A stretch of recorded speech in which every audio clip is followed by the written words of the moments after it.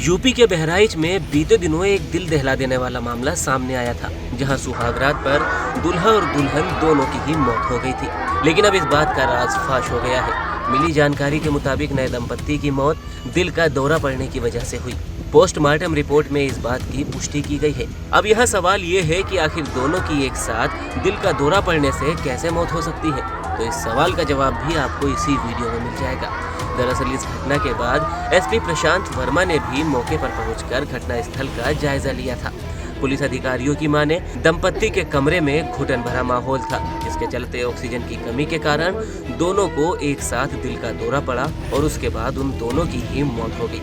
यहाँ आपको बताते चले कि बहराइच में सुहागरात के दिन दुल्हा दुल्हन की संदिग्ध परिस्थितियों में मौत हो गई थी। पति पत्नी का शव परिवार वालों ने कमरे से बरामद किया था। परिजनों की सूचना पर पहुंची पुलिस ने शव को अपने कब्जे में लेकर उन्हें पोस्टमार्टम के लिए भेज दिया था, जिसके बाद नए दंपत्ति की मौत से दोनों के परिवार में कोहराम मचा हुआ था और पुलिस भी इस मामले की तहकीकात में जुट गई थी कि आखिर इन दोनों की मौत किस वजह से हुई थी।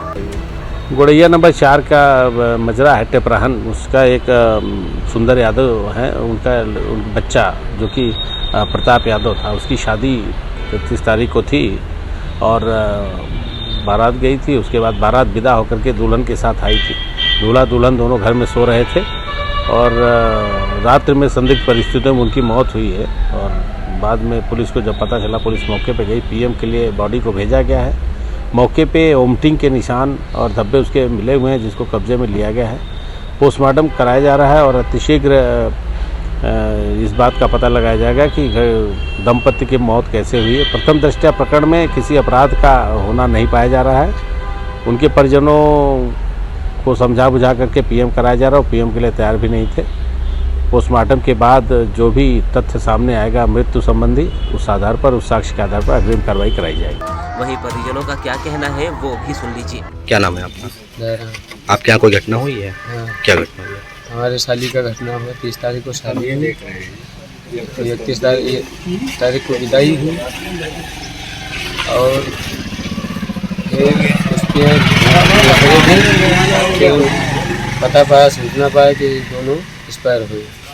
वहाँ की जाके देखे, वहाँ दोनों के मौजूद एक्सपायर देखे हम।